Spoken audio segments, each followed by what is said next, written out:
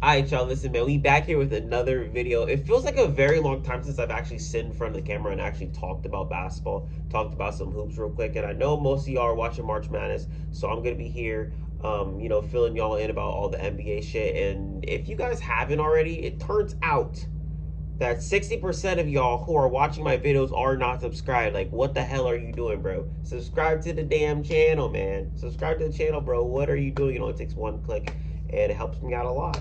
But we're going to be sitting here talking about the Chicago Bulls. And, a couple days ago, I was sitting in my room, and I came across this video that Kenny posted, and he was talking about the Bulls. And at the end of the video, it really crossed his mind that possibly the Bulls can be a play-in team.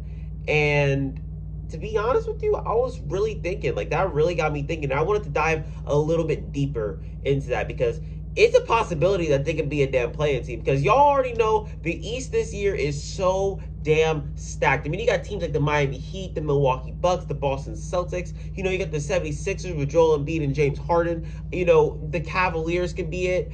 KD and Kyrie. You got the Raptors. You got all these teams who can compete, and the Bulls are in the midst of that. Out of all the teams I just named, they're looking like the worst ones. And I kind of feel bad for them because they've gone through so much. They've gone through COVID. They're one of the first teams to really get hit with the COVID outspread that happened. Not to mention you got injuries to Alex Caruso. He's back, by the way. You got injuries to Lonzo Ball. I mean, Zach LaVine was out for some time, and then you got the bright spot throughout all this, DeMar DeRozan, who was carrying y'all while all your guys were out. Not to mention you lost Patrick Williams at the beginning of the season. You still haven't got him back. I think he should be coming back soon. I'm not too sure. I haven't really, saw any of the updates. But DeMar DeRozan, through that whole entire stretch, I think it was like a 9-game stretch, the man was giving you 35 plus points and shooting 50% from the field while doing that. And somehow, some way, when Zach LaVine comes back, I'm not trying to say that Zach LaVine is stunting DeMar DeRozan's growth or anything like that. But DeMar DeRozan, he took a backseat to Zach LaVine, and he's cooled off a little bit. You know what I'm saying? Because obviously we weren't gonna say that this nigga was gonna continue doing what the fuck he was doing. I mean, come on. It's really looking bad for the Bulls right now. But the thing is, you can actually say that it's looking kind of good for them as well, because they're only one game behind my Boston Celtics for the 4th spot. But right now they're in the 5th spot. But what's behind them is something that they don't want to look at, because that shit's kind of scary. You got to think, the Cavaliers are only 1.5 games behind the Bulls. And not to mention the 7th seed, aka the Toronto Raptors, are only like 2 games behind them as well. I mean, it's kind of a possibility, because if you got 2 games, they're going to fuck up. It only takes a couple games for the Bulls to be a playing team. And, not to mention we have 14 games left of the season for the Bulls, and they have the hardest schedule. Let me read off some of these teams that they're about to play throughout this whole entire stretch, bro. They got the Toronto Raptors. That's going to be a big game. The Cavaliers, your 5th seed, or your 6th seed. You got the best team in the East right now, the Miami Heat. You got the Bucks twice, and then you got the red hot Boston Celtics. All for the rest of the season. They have the hardest schedule remaining in the whole entire league. Not to mention the Cavaliers' schedule is, kind of mid. Same thing with the Raptors. So it's not that far-fetched to think that this team could be in the play-in. Now, I'm not going to lie. This team did shatter expectations in a good way, because they were not supposed to be a 1st seed this season. I personally had them as the 6th seed, which, could happen, could not happen. It doesn't really matter. But the thing is, we had this team in the playoffs. Now, if this team fucks around and gets into the play-in, and the next thing you know, they have to play KD and Kyrie, then what? Then what? They can easily lose that game as well. Next thing you know, they're playing the 9th and 10th seed, and then they got to battle the 8th. Then they got to battle for the 8th spot. Next thing you know, they got to be in a 7-game series with the Miami Heat.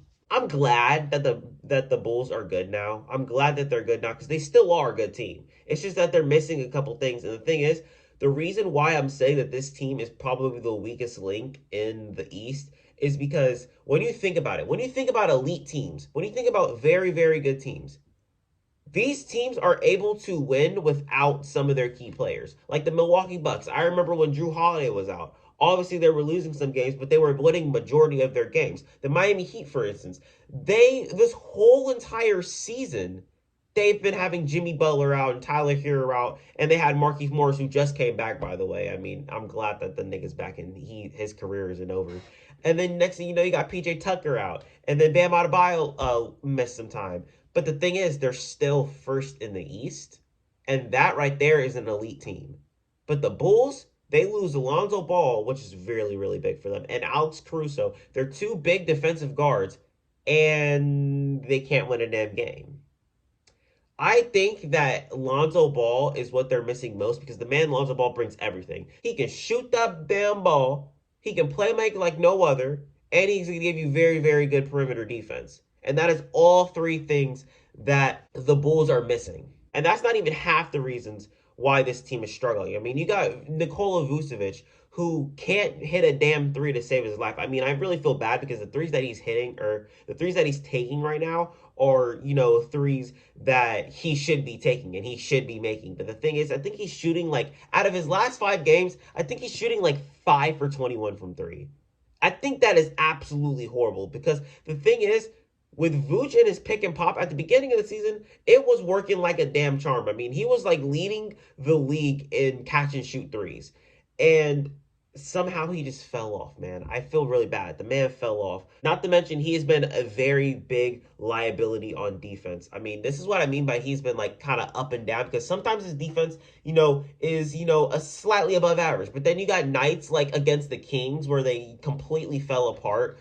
Sabonis was taking him to fucking school almost every single time in the third quarter. It was looking bad. Even the announcers, they were like, it feels like Sabonis knows that he wants this matchup, and he knows that he's about to get a bucket after this matchup every single damn time.